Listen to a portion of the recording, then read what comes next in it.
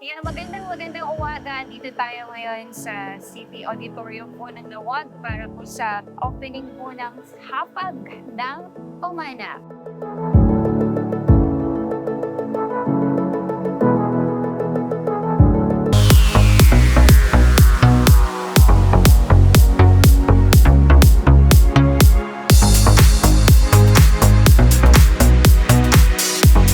The Ilocos region offers one of the more distinct culinary traditions within the Philippines, and its straightforward appeal certainly makes it one of the easiest to appreciate.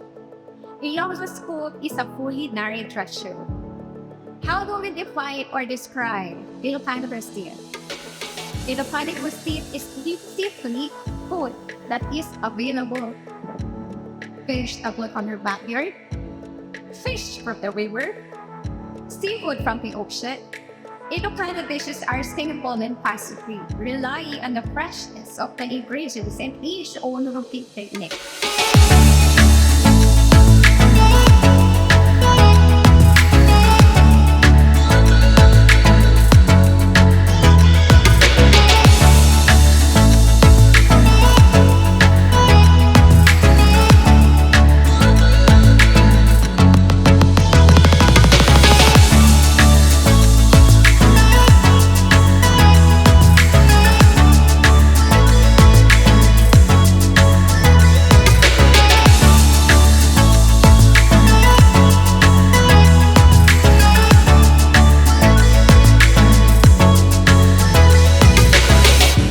Our Hapag.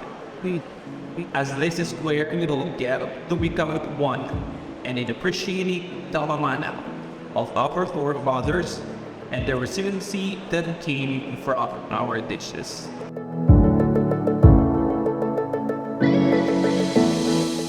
I will not go into talking about, type of cuisine. I just eat the food. I don't know about it out. So I just wish to say hello to all of you. So to all of you, I enjoy the cuisine. God bless you. Take care. And thank you once again to NCC. Malamaan tayo ako.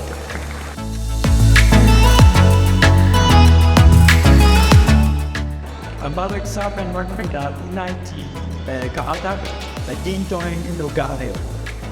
Agyawan na kunay ay biti na bata panang sa tatwiro kanjak.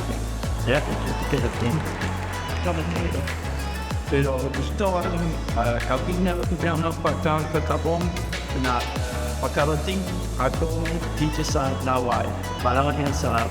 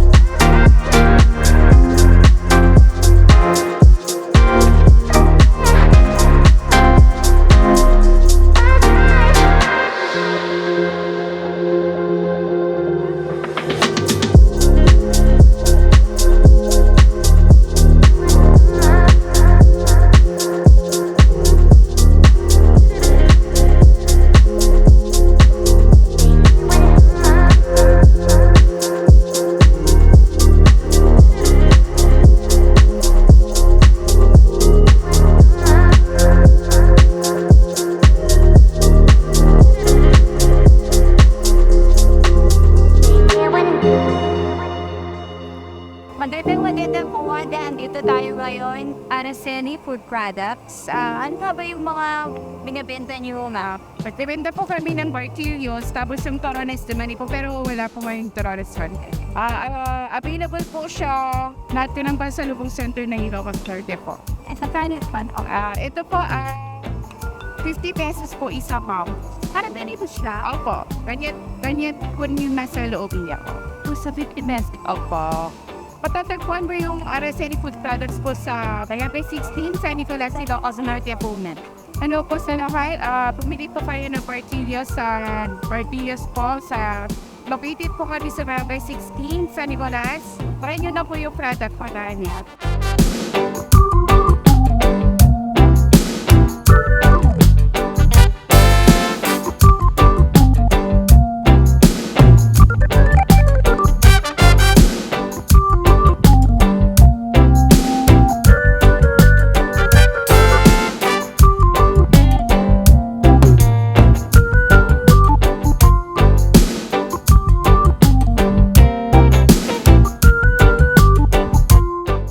Ayan, magandang umaga. Dito tayo ngayon sa Hapag Farm.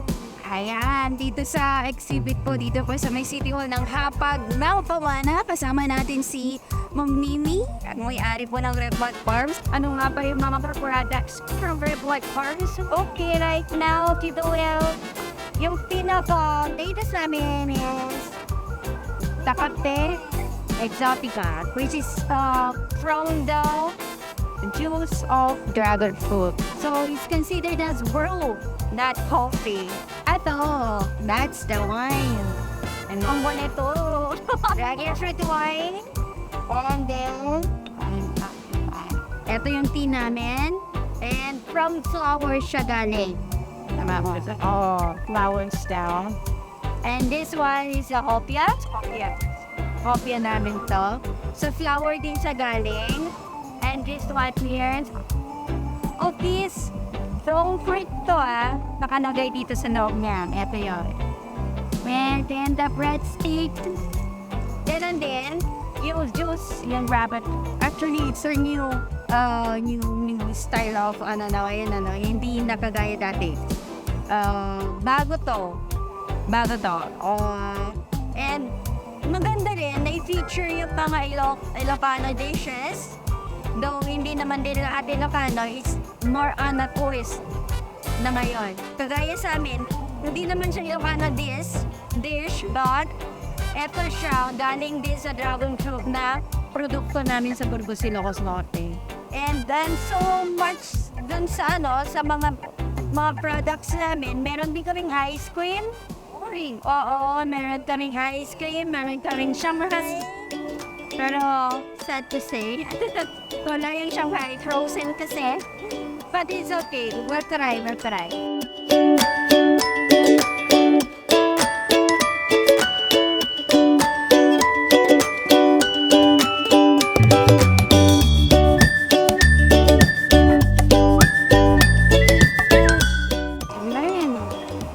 Wala na tayong tinggan.